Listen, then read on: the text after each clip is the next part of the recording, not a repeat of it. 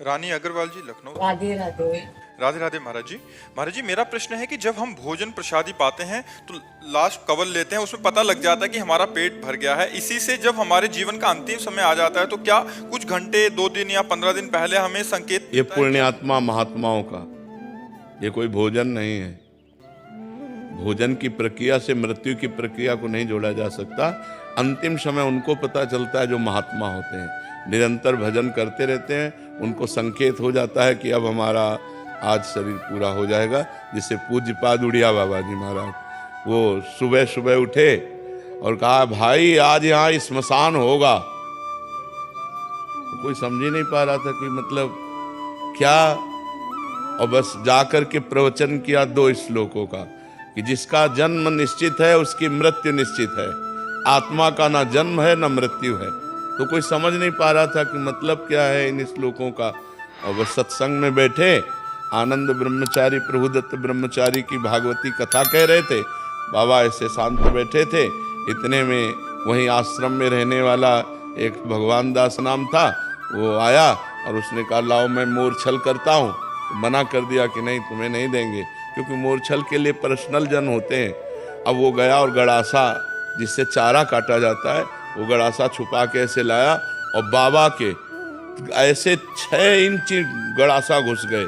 ऐसे 4-5 गड़ासे जोर से मारे। खुली चांद बाबा की तो ऐसे फव्वारे जैसे उड़ते हैं, ऐसे खून के फव्वारे उड़े। बाबा ओम। बाबा को सुबह पता था कि आज ये घटना होने वाली है। तो जो सिद्ध महापुरुष होते हैं, जो पवित्र आत्मा होते हैं, उनको संकेत हो जाता है कि उनकी मृत्यु का इतना समय रह गया है। सबको नहीं होता, सबको नहीं। नाचते नाचते लोग नहीं मर जाते, देखो ना, खाते खाते मर जाते। कवल भोजन मंगाया होटल में और ऐसे बैठे ऐसे किया मर गए। अगर उनको पता होता तो काहे को कहते। पता होता सिद्ध पुरुषों को, जो भगवान का भजन किए हैं, जिनकी आत्मा निरंतर परमात्मा में जुड़ी रही, उनको पता चलता है। संसारिकता नहीं है ये भोजन पाना, संसारिकता, लेकिन मृत्यु संसारिकता नहीं कि जैसे आखिरी कवल को पता लगता है हमारा हो गया, ऐसे ये सिद्ध पुरुषों को होता है जिन्होंने भजन किया है। साधारण प्राणियों को तो पशुओं की तरह मर जाते हैं, उनको क्या पता। पशुओं की तरह जन्मे, पशुओं की तरह आचरण करते रहे और पशुओं की तरह मर गए।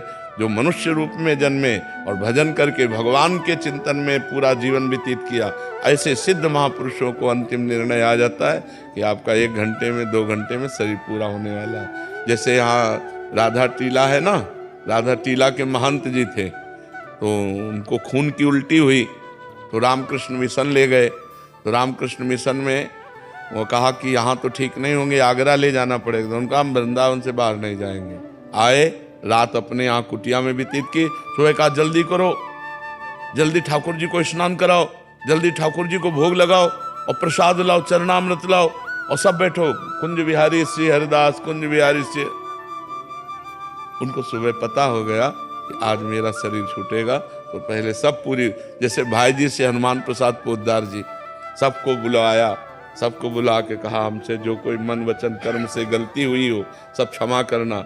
आज हम प्रिया प्रीतम के यहाँ जा रहे हैं। और ऐसे जैसे कोई बारात नहीं जाती, ऐसे सब भीड़ लगी हुई है और सबसे हाथ जोड़कर ऐसे पर। ये सिद्ध पुरुष जो भगवान का भजन करते हैं, भगवान को प्राप्त होते हैं, ऐसे महापुरुषों को पता होता है कि हमारा कब शरीर छूटने वाला है। अन्यथा अज्ञानी जीवों को नहीं पता होता। अपनी मृत्यु के समय को आगे टाल भी सकते। क्यों टाल सके? क्योंकि जोई जोई प्यारो करे सोई मोहि भावे। वो अपनी इच्छा रहित महापुरुष है। इच्छा रहित महापुरुष क्यों इच्छा करेंगे?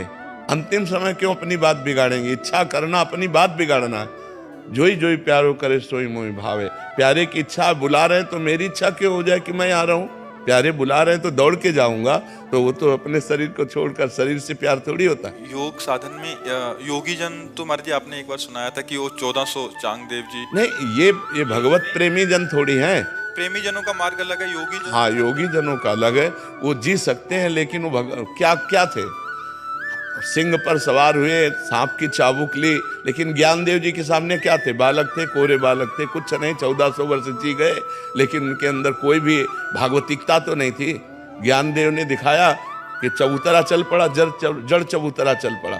तो उनका तुम कोरे कागज हो, अभी केवल अपनी श्वास वायु को रोककर जीना सीखे हो, लेकिन जीवन का जो रंग है वो ब्रह्मबोध या प्रेम दोनों नहीं प्राप्त है।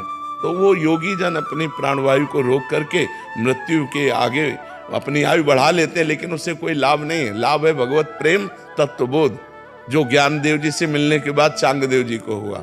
भक्ति मार्ग में भक्ति मार्ग में जोई जोई प्यारो करे, ज्यों ज्यों राखत हो त्यों त्यों रहियत हो हरि। जैसे जैसे आप रख रहे हो वैसे वैसे हम रह रहे।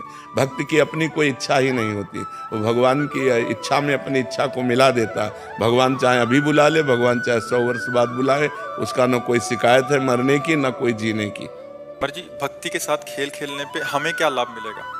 मतलब जो भक्ति करते हुए हाँ, तो भक्ति से भगवान की प्राप्ति होगी, खेल करने से जगत के भोग और यश और सम्मान प्राप्त होगा। जो जागतिक उन्नति है वो भी होगी। ई परलोक सकल सुख पावत मेरी सो भैया कृष्ण गुण संचु। इस लोक में भी सुखी रहोगे और परलोक में भी भगवत प्राप्ति और आनंद मिलेगा। कभी द्वंदात्मक स्थितियां आ जाती हैं कि मतलब खेल में हार मिल गई तो उसमें हाँ, कोई बात नहीं, यही भक्ति सिखाती है। सुख दुखे समय कृत्वा लाभा लाभो जया जेव। यदि हम हार गए हैं तो हमारे अभ्यास में कमी है, उससे सामने वाले ने अभ्यास श्रेष्ठ किया है, अगली बार हम अभ्यास श्रेष्ठ करेंगे, उसको पछाड़ेंगे। हम उदास होकर निराश होकर नहीं बैठ जाएंगे, हम अपने अभ्यास को और बढ़ाएंगे और अभ्यास बढ़ाकर सामने वाले को पछाड़। बल भी भक्ति से मिलेगा, नाम से, हाँ, नाम जप से मिलेगा, भक्ति से मिलेगा। सुदेश पांडे जी, राधे राधे महाराज जी। महाराज जी, पूर्व में आपके मुखारविंद से सुनी वह दिव्य प्रेरणा की यदि भागवत जी का मूल संस्कृत में 18,000 श्लोकों सहित पाठ किया जाए तो उससे जीवात्मा जो गई है उसको उसका जीवन थान होगा। महाराज जी कह रहे हैं कि वो किया इन्होंने माता पिता की सदकेतु हेतु। महाराज जी अब कह रहे हैं कि इनकी प्रार्थना है कि क्या इस यज्ञ के उपरांत मुझे अपने माता पिता को वैदिक विधि से पितृपक्ष आदि में तर्पण अर्पित करने की आवश्यकता है, या भागवत जी का महाप्रयाण कर लिया तो पूर्ण? वैसे उनका काम तो हो गया, विश्वास से कीजिए, पर भगवान को माता पिता मानकर जब पितृपक्ष आवे तो श्राद्ध और तर्पण करना ही चाहिए। गृहस्थ को श्राद्ध और तर्पण आदि करना चाहिए, क्योंकि भगवान ही तुम्हें वो माता च पिता तुम्हें वो तुम्हें बंधुश्च सखा तुम्हें, तो एक पुण्य कार्य होता है, वो कोई अमंगल कार्य तो है नहीं, तो मुझे करना ही चाहिए। वो जब भगवत स्वरूप जहाँ भी होंगे उनका मंगल और भी होगा। और नहीं मंगल की बात रही तो हमारे भगवान माता पिता हैं, हम उनके लिए पितृ तर्पण कर रहे हैं।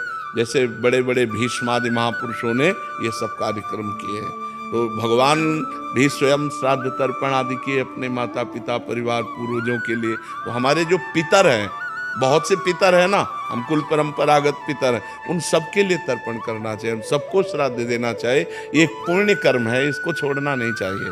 हाँ, सन्यास ले तो छोड़ देना चाहिए, लेकिन गृहस्थ में तो जरूर करना चाहिए। जब श्राद्ध पक्ष आवे तो जरूर करना चाहिए। अमन जी, जिंद हरियाणा से। राधे राधे महाराज जी। गुरुजी, ये मन सभी के सामने तो इंद्रियों पर संयम का दिखावा करता है, परंतु एकांत में ठीक इससे उल्टा हो जाता है महाराज जी। इससे हाँ, वैसे कहा भी गया है, जिस साधक का एकांत पवित्र वही साधक है। नेत्रों के सामने, समाज के सामने सब होश में रहते हैं, लेकिन सही होश उसका माना जाता है जो एकांत में होश में रहता है। एकांत में जब मन चंचल हो तभी हम साधन का बल प्रयोग करें, जो भजन बल है, उसी समय तो नाम जप करें। हम एकांत में खाली न रहें, जब तक नींद ना आ जाए तब तक हमें खाली नहीं रहना। कोई ग्रंथ रख लें जिसका हम अवलोकन करें, संख्या रख लें जो नाम जप करें, या सत्संग रख लें, सत्संग सुने। हम खाली बैठेंगे तो हमारा मन तुरंत एकांत में हावी हो जाएगा और कोई न कोई हमसे पाप कर्म करवा बैठेगा या पाप चिंतन करवा बैठेगा। तो इसलिए बहुत सावधान रहना चाहिए। एकांत में मोबाइल रहता है, कोई गंदी बात न देखें, हम सत्संग सुने या शास्त्र स्वाध्याय करें या नाम जप करें। और नींद जब आ जाएगी तो अपने आप आ जाएगी, उसमें परेशानी नहीं है। नींद जो 4 घंटे 5 घंटे लेनी है, उसके अलावा हमें सावधान होकर समय काटना है। खास समय एकांत का, और जब खास समय सोने जा रहे हैं उस समय तो और बिल्कुल सावधान होकर, बिल्कुल नामाकार वृत्ति करके। जैसे अब अपने लोग सोते हैं ना, तो सोने नहीं जाते, ध्यानस्थ होते हैं। लेट गए और एकदम परमात्मा में ध्यान, अब कब सो गए पता नहीं, फिर जब जगे तो फिर उसी ध्यान में बैठ गए। पहले सबसे पहले बस नाम जप। तो एकांत को संभालना होगा, ये आपका ही नहीं सबका है। एकांत सबका गंदा हो जाता है। यदि चतुर सुजान साधक नहीं है तो एकांत में गंदगी कर ही बैठता है, और जिसका एकांत गंदा है उसकी साधना ठीक नहीं है। जिसका एकांत पवित्र है वही वास्तविक संत है, वही साधु है, वही साधक है, वही महात्मा है। चाहे गृहस्थ हो चाहे विरक्त हो, ये साधु संत महात्मा गृहस्थ विरक्त के लिए भेद नहीं है। इसमें गृहस्थ भी महात्मा हो सकता है। स्थिति है तो वो महात्मा है, स्थिति नहीं है तो वेश से महात्मा नहीं माना जाता, स्थितियों से माना जाता है। तो हमें लगता है कि हमें एकांत में ज़्यादा सावधान रहना चाहिए, क्योंकि एकांत पाकर मन कच्चे साधकों का, सच्चे साधकों का तो एकांत पाते ही वो तो एकदम डूबेगा भगवान में। एकांत पाते ही तो बिल्कुल मन ऐसे उल्लसित होकर भगवान में डूबेगा कि एक मतलब इतना एकांत प्रिय हो जाता है कि घड़ी का सेल का जो आवाज़ आती है ना, टक टक, मतलब कमरा शांत है तो अभी आपको घड़ी की आवाज़ सुनाई देगी, टक टक टक। जैसे अब डूबने में वो भी तो फिर उसको हटाना पड़ता है कि हटाओ। तो एकांत में वो बहिर्मुख भोगों का चिंतन या बहिर्मुख बातें, जो कच्चे साधक हैं, अभी जो प्राथमिक स्थिति के साधक हैं, उनका जो छलांग लगा चुके हैं आध्यात्मिक, उनका तो एकदम एकांत होते ही और एकदम शांत परमात्मा में डूब गया। और जिसका अभी विषय रस भोगने की लालसा बनी हुई है उसको बहुत परास्त कर देता, बड़ी दुर्दशा कर देता है एकांत में, नाना प्रकार के कुकृत्य करवा देता है। जहाँ एकांत हुआ तो वहाँ वो हावी हो जाता है। इसलिए उस समय बहुत सावधान रहना चाहिए। ये 4 बातें याद कर ले: नाम जप, शास्त्र स्वाध्याय, सत्संग और सद्विचार। इनके द्वारा हम एकांत को व्यतीत करें। एकांत में ये जरूर लागू करें। ऐसे उड़िया बाबा के उपदेश ऐसे हर समय जीवन भर सिराने रखा है। जब सोने जा रहे होते, जहाँ देखा मन चंचल हो रहा, फौरन खोला, 2-4 सूत्र पढ़े एकदम चिंतन में, बस जैसे कोई बंदूक रख के पढ़ता है ना, ऐसे आसपास माला, झोली और ग्रंथ आसपास बिल्कुल सिराने। जरा सा मन भटका तुरंत ग्रंथ खोला, तुरंत जरा सा मन भटका माला उठाया, बैठ गए। उसको रोकना है। अगर उसको रोक लिया, एकांत पवित्र हो गया तो बढ़िया पवित्र हो गया।